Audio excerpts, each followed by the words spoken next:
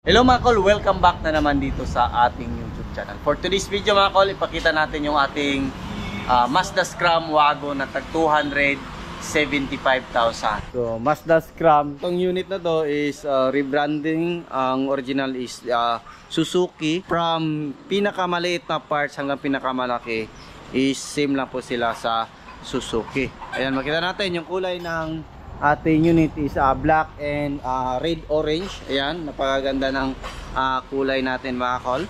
Ito yung ating headlight, H4 halogen po yung ating headlight mga kol. Ito yung signal light, din yung ating park light. Then meron siyang chrome dito sa hood. Tapos ito grills niya is naka chrome. Then meron siyang logo na Mazda dito sa gitna natin. Then dito naman makita natin meron tayong stainless front bull bar. So ito yung design na gusto ng ating customer. Then meron siyang fog lamp. Yan po yung fog lamp natin. Tapos yan, fully tinted po yung unit natin. Yun o, ganda. Tapos yun o, yan yung kulay natin. Tapos dito meron tayong Japan original na mag wheels. Meron pa ding logo ng Mazda. Tapos naka fully undercoat po yung ating unit. Yun o. So kinulayan din natin yung ating caliper. Yan, makita natin brand new na po yung ating brake pad mga kol. So disc brake yung ating harap. Din sa likuran is naka drum brake. Yan o. Yan yung kulay natin ngayon. So dito makita natin black yung itaas. Tapos kompleto po siya sa rim visor. Yan. Then original, wala po siyang accessories. Naka chrome po yung handle natin. Yan o. Then dito kita natin stock or original po yung ating side mirror. Then auto fold and retractable po yung ating side mirror mga kol. Yun o. Yan po yung setup natin. Then dito kinulayan din natin yung brake drum natin. Then coil spring yung likuran natin. Yan makita natin. So fully undercoat din yan mga kol. Tapos dito yan meron siyang spoiler dito. Yan, then meron siyang third light. Then dito makita natin meron siyang wiper blade. Then lahat ng D64W or DG64W is ganito po yung ating back door glass. Ayan, so buo po siya. Then nakatayo na po yung ating tail light. Yan, so makita natin ito yung reverse light natin, signal light, then yung ating brake light at saka yung ating park light. Then meron din tayong Mazda Scram dito na emblem. Ayan, meron siyang chrome dito sa pinakadulo. Tapos complete LTO registered. Ito na po yung kanyang plaka. Then meron tayong reverse camera dito. Then meron din tayong nilagay na step board based request ng ating customer. Chrome na din yung handle natin dito. Yan. Dito naman sa likuran makita natin brand new yung matting natin dito. Tapos naka plastic na po yung cover natin dito, left and right. Ayan o. So yan, yung ceiling natin is bago na din. Felt black po yung nilagay natin. Yun o. So dito, check natin.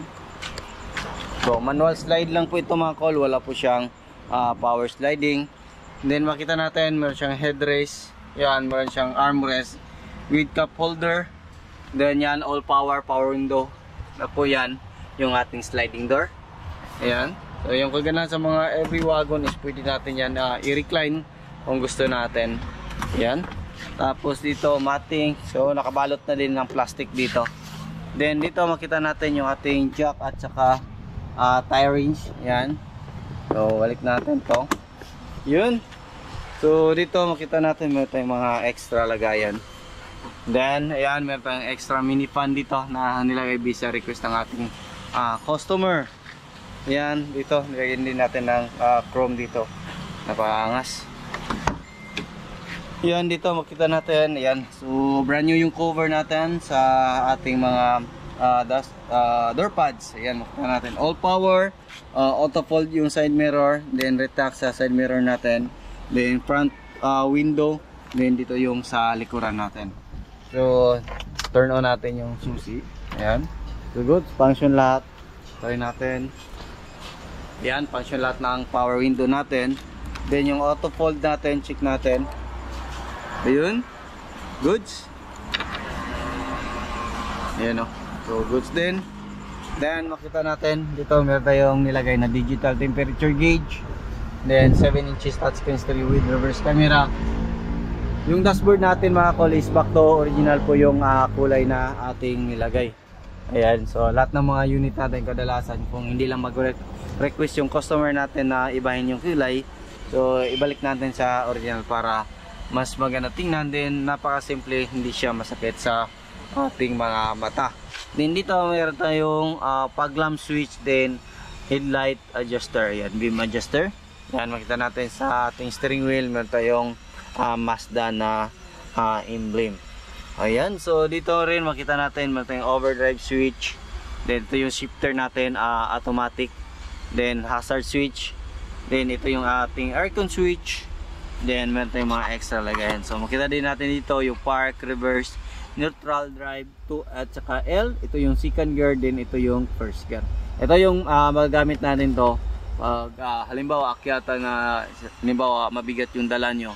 Tapos pwede din natin to gawing engine brake. Yan, dito rin makita natin yung glove box natin. Yan, goods. So ito headrest, meron siya extra neck pillow. Tapos ito armrest with cup holder dito na side. Ayan, yan, dito makita natin meron siyang mga sun visor. Yan, meron tayong lagayan ng sunglasses dito. Room light, goods. So start natin yung makina natin. Yan, goods, under na. Tingnan natin dito. Yan, makita natin dito yung ating parking brake pedal, yung ating brake pedal, din yung ating accelerator pedal. Yan. So dito tayo.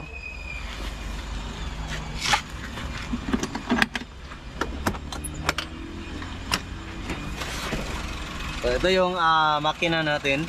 Yung makina natin is K6 engine, 660cc, 64 horsepower, 12 valve, all aluminum engine, 3 cylinder. So naka turbo po ito mga kol. Ayan, makita natin. Ito yung turbo natin. Ito yung PCV valve natin. Dito tayo maglagay ng engine oil. Then ito yung mga injector natin sa dalawa tatlo. Then ito yung ating oxygen sensor. Then yung spark plug natin at saka ignition coil nandito sa ilalim natin. Ayan. Got it.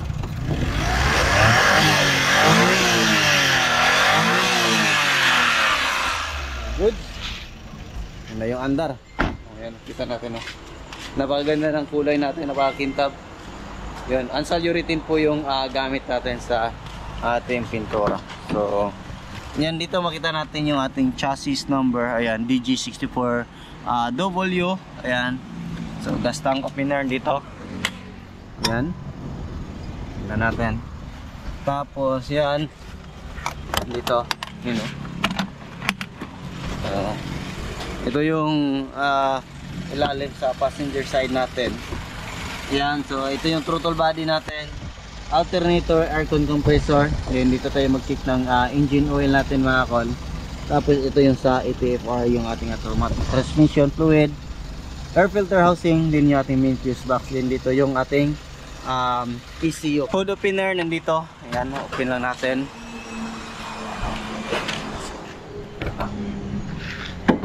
Tapos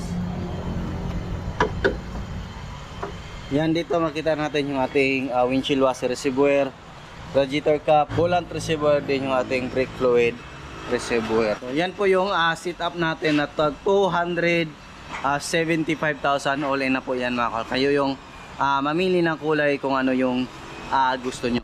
So gusto mag-order, pwede kayong bumisita sa ating Facebook account na Dudong Lagan Surplus, or contact sa ating contact number na 0920-3394-607, or sa ating Globe 0917-8252-412. So yan lang siguro yung ating vlog for today. Maraming salamat po sa iyong patuloy na pagsubaybay.